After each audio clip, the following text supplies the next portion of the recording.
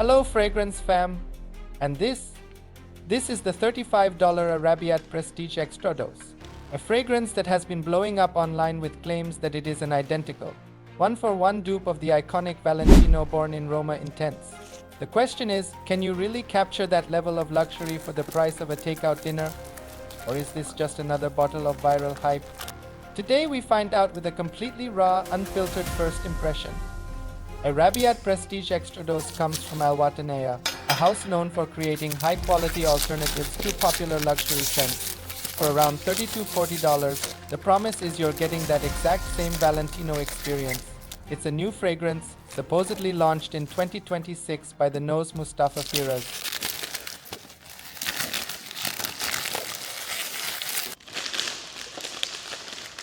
According to the breakdown, the top notes are apple, cardamom, and black pepper.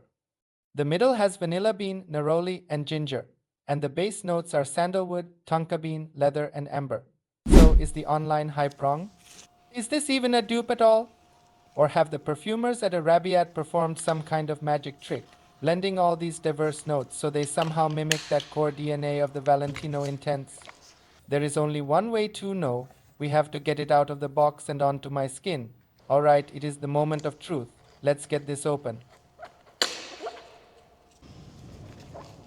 The box is beautiful.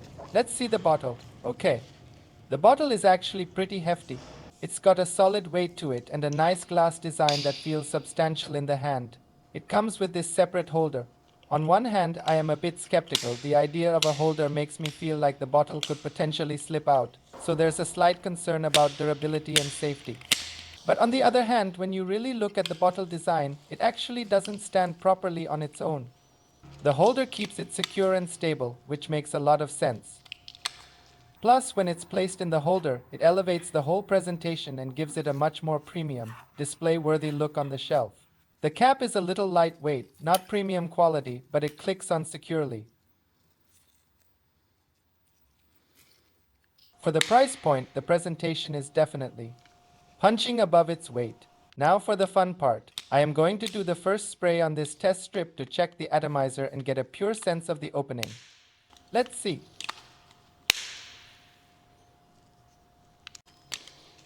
A nice fine mist. That's a good sign. Wow! Right from the first spray, you get a sharp burst of crisp apple mixed with spice. It comes across as fruity and musky, but nothing particularly unique. The warmth from the cardamom and black pepper is very noticeable, actually. It's quite dominant. What's interesting is I even pick up a hint of lavender, even though it's not officially listed. Compared to the Valentino, this feels much brighter and more energetic. There is a vanilla undertone right away, but it's wrapped inside this spicy, fruity layer rather than leading the scent.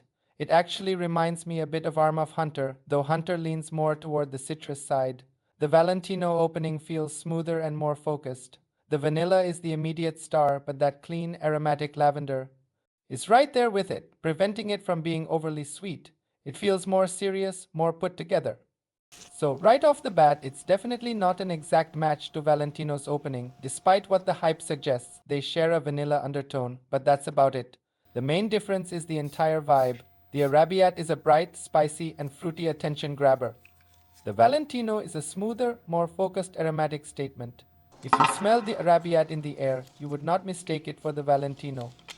The DNA is completely different at the start. In fact, this is giving me a strong Invictus DNA vibe, but with a slightly more pronounced fruity, musky touch. The question now is whether they somehow meet in the dry down. But before moving forward, I have to ask you, have you tried Arabiyat Prestige Extra Dose? Did you think it was a dupe for the Valentino? Drop your unfiltered thoughts in the comments below. Okay, let's talk about the dry down. This is where things have changed dramatically. That initial bright, spicy apple blast has mellowed out a lot. The vanilla bean is now the star, but it's not a simple vanilla. It's wonderfully supported by the warmth of ginger and a hint of floral brightness from the neroli. And there it is. The base is really coming through. I am picking up a creamy, smooth sandalwood, a sweet tonka bean, and it all feels so well blended. So here is the verdict on the dry down. This is where the two fragrances confirm they are on separate journeys. The Valentino holds on to that refined lavender-infused vanilla, becoming a bit smokier and more sophisticated over time. The Arabiyat evolves into a warm, sweet, and slightly spicy amber scent. It's beautiful, but it's not the same. To my nose, they remain distinct. The Arabiyat is its own beautiful, warm, and spicy creation. I am so curious to see if your experience matches mine. Now let's talk about performance, projection, and longevity. First up, the Valentino. This is a known powerhouse. It has a solid projection for the first few hours, leaving a nice scent. Trail that people will notice in terms of longevity. It's a true beast, consistently lasting from 5 to over 6 hours on skin. And the challenger? The name Extradose isn't just for show. This fragrance is potent. It has a powerful projection right from the start that really pushes out, creating a noticeable presence. As for longevity, Extradose Hum is no exception, with reviews citing a strong 6 to 8 hour lifespan on the skin. In the performance department, the affordable option actually holds its own and might even edge out the original for some people. So the final verdict, here's my final take. For $30 to $35, this is not a waste of money. This is an absolute gem. Arabiyat Prestige has created a fragrance that gives you an incredible and complex scent profile, even if it doesn't copy the Valentino at all. It smells incredible, it has a beautiful scent journey, and it delivers an experience that feels far more expensive than its price tag. Who is this for?